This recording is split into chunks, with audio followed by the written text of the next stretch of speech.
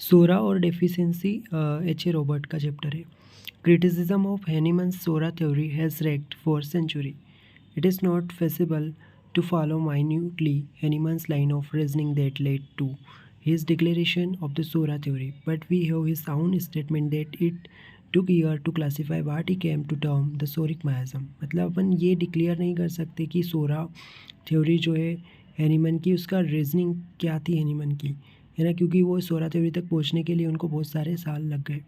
Took years to classify सोरा मैज़म।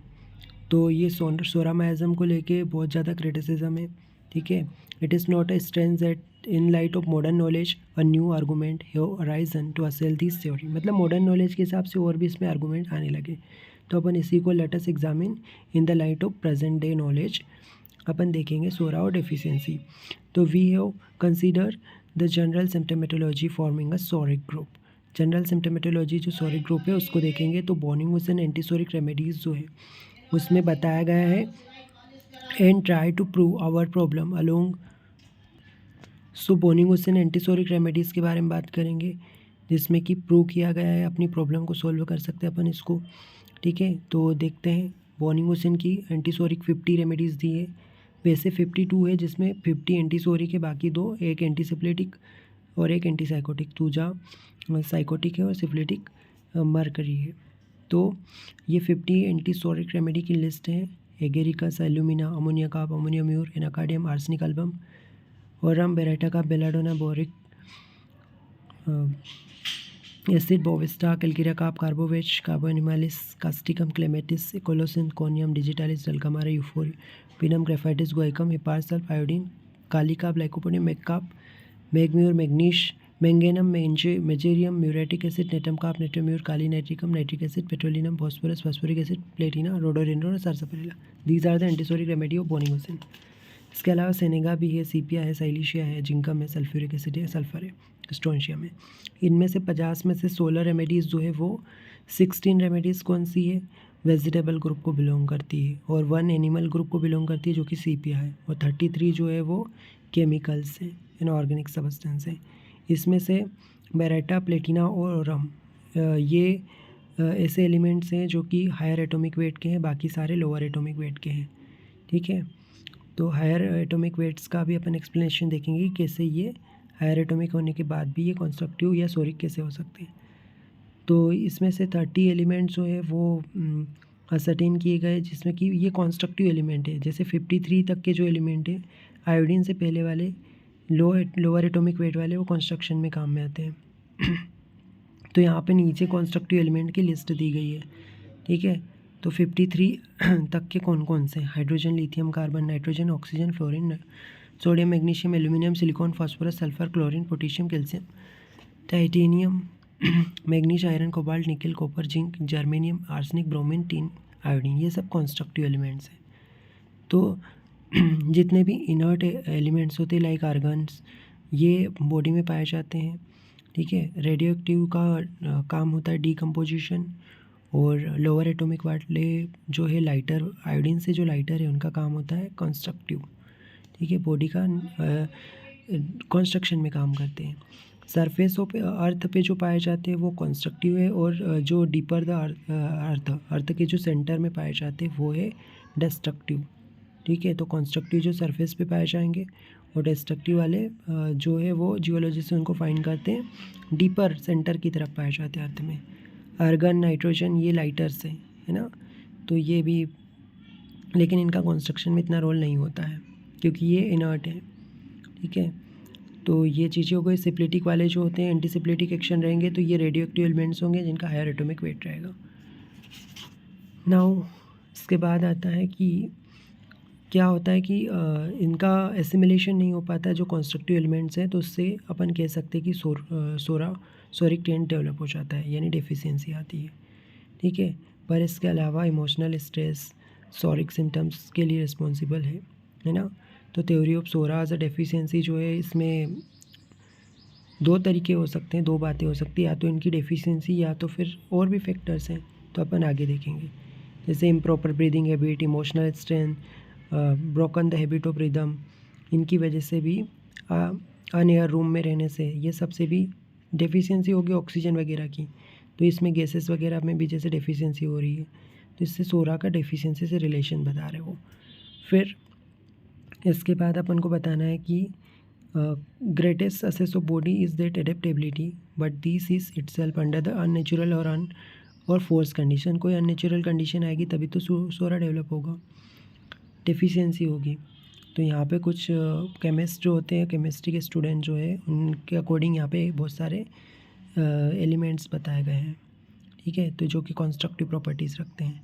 यहाँ पे examples देखेंगे अपन, जैसे मैग्नीज जो होता है ना, वो क्या करता है, अगर उसका साइंटिस्ट ने डिस्कवर किया कि जो मैग्नीज है उसका अगर स्टार्वेशन हो जाता है, उसकी डेफिशिएंसी होती है, तो स्टेरिलिटी आ जाएगी और मदर लव लॉस हो जाएगा। मेल्स में स्टेरिलिटी होगी और फीमेल्स में मदर लव लॉस हो जाएगा मैग्नीज की डेफिशिएंसी से। मैककोलम ने बताया कि जब अपन केयरफुली प्रिपेयर करते हैं, मैग्नीज फ्री डाइट देते हैं, तो उससे क्या होगा, little as a 5000% of manganese all abnormality, मतलब बहुत कम माइन्यूट अमाउंट में भी अगर मैग्नीज दिया जाएगा तो डेफिशिएंसी ठीक हो जाएगी, उसको करेक्ट किया जा सकता है, क्योंकि माइन्यूट क्वांटिटी में मैग्नीज की नेसेसिटी है।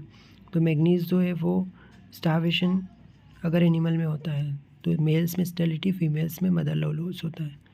मैककोलम ने बताया कि मैग्नीज जो है उसमें अगर 5001% भी अगर मैग्नीज है तो उसको करेक्ट कर सकते हैं एबनॉर्मलिटी से।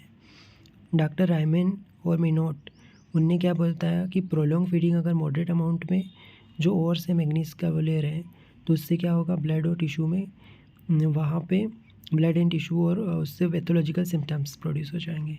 तो एक्सेस ऑफ मैग्नीज से पैथोलॉजिकल सिम्टम आएंगे, टिश्यू डिस्ट्रक्शन होगा। In other words, it is not overfeeding or gross starvation of any element that provide us with the so-called soric problem। मतलब ओवरफीडिंग से तो सोरिक प्रॉब्लम्स नहीं आती। इस पैराग्राफ में उन्होंने ये बोला कि जो सोरिक प्रॉब्लम्स है वो केवल डेफिशिएंसी से नहीं आती है, बल्कि ये किससे आती है, नर्वस इमोशनल प्लेन पे भी डेवलप होता है, ठीक है। तो ये कंडीशन लैक ऑफ बैलेंस की वजह से आती है, एसिमिलेशन नहीं हो पा रहा, लैक ऑफ बैलेंस, इन एलिमेंट्स के लैक ऑफ बैलेंस से भी आ सकती है। लेकिन फिर रायमन और मिनट फिर से कहते हैं कि ह्यूमन टिश्यूज़ में, जो कि उनके बारे में उन्होंने बताया है कि कैसे ज़रूरी होते हैं माइन्यूट क्वांटिटी में, ठीक है।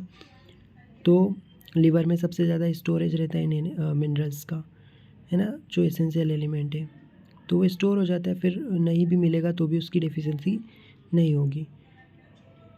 अब जैसे स्टेरिलिटी के बारे में बताया कि मैग्नीज जो है उससे कैसे स्टेरिलिटी आ जाती है, इसके बारे में डॉक्टर क्लार्क ने भी बताया। इसके बाद यहाँ पे कार्बोहाइड्रेट का दिया हुआ है।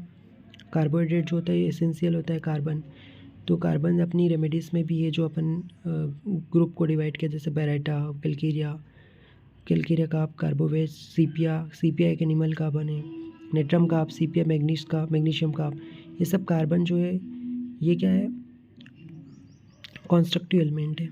तो इसीलिए जो बेरेटा कार्ब है ये हायर एटॉमिक वेट होने के बाद भी ये कंस्ट्रक्शन में काम में आता है, क्योंकि ये कार्बोहाइड्रेट है, कार्बन में आता है, ये कार्बन एलिमेंट की वजह से बेरेटा कार्ब। और सीपिया क्यों यूज़फुल है, क्योंकि सीपिया भी एनिमल कार्बन है।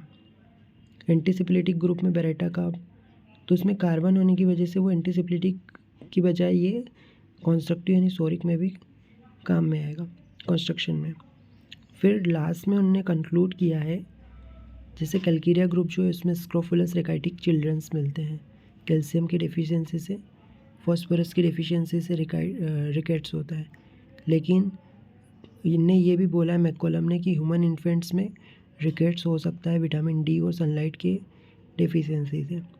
तो विटामिन डी अगर नहीं मिले और सनलाइट ना मिले तो कैल्शियम, भले ही कैल्शियम प्रॉपर है, कैल्शियम की डेफिशिएंसी ना हुई है, लेकिन उसके बाद भी सनलाइट ना मिले तो रिकेट्स हो सकता है। तो इसी से यही रिलेशन बता रहा है। देखो, human infants often develop rickets when receiving a sufficient of calcium and phosphorus provided they are deprived of sunlight and vitamin D. अगर विटामिन डी और सनलाइट डिप्रिवेट हो गया यानी मिल नहीं रहा, तो भले ही कैल्शियम और फास्फोरस मिले रिकेट्स हो जाएगा। तो सनलाइट के डिप्राइवेशन से जो रिकेट्स हो रहा है उसी को अपन रिलेट कर सकते हैं कि हेनीमन का जो सोरा है वो केवल डेफिशिएंसी से नहीं होता है बल्कि अननेचुरल अनहैप्पी सराउंडिंग की वजह से भी हो सकता है।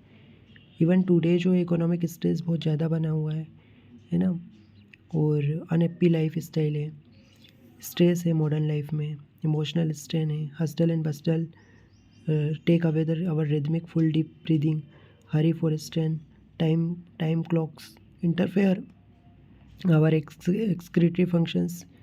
सो यहाँ पे बताया गया है कि जैसे अपनी इकोनॉमिक स्ट्रेस है, हस्टल बस्टल लाइफ स्टाइल है, hurries for the trains and time clocks excretory functions के लिए बहुत हरी मैनर में, तो ये सब चीज़ें भी, suppression of natural respiration, anxiety, stress, worry, इससे भी सोरा हो सकता है, केवल डेफिशिएंसी से सोरा नहीं होता। इसको एक्सप्लेन ऐसे करा है क्योंकि जैसे लैक ऑफ विटामिन डी की वजह से रिकेट्स हो रहा था।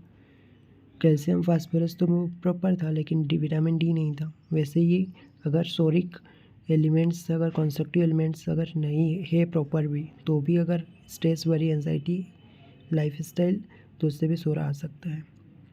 ये सारी सर्कमस्टेंस जो है वो स्पिरिट माइंड बॉडी के लेवल पे, all this circumstance pressing upon the delicate adjustment of spirit mind and body can not but make confusion worse confounded. तो ये सब कन्फ्यूज़न को दूर किया है इसने। लास्ट में इन्होंने बोला है, children our inhibition and separation of the spirit mind and flesh what we can expect but to build for them a future lacking the ability of receiving from natural source those element not always measurable nor at define that are essential to health, and when a ponder that wrong living condition, appealing plague and season of famine have been cyclic since history began, we cannot wonder at inherited tendency to disease that Hahnemann calls soric। मतलब केवल deficiency से नहीं आ सकता, ये यही बताया उन्होंने last पे भी। whether these disease to soric manifestation develop because of inability to assimilate or inability to relax the point of assimilation, assimilation की वजह से हो रहा है, डेफिशिएंसी से नहीं हो रहा है, प्रॉपर एसिमिलेशन नहीं हो पाएगा तो उसका एंड रिजल्ट भी वही होगा। ठीक है, and will continue to until corrected through the more healthy and natural way. अगर हेल्दी और नेचुरल वे में उसको एसिमिलेशन को करेक्ट कर सकते हैं पोटेंटाइज रेमेडी से।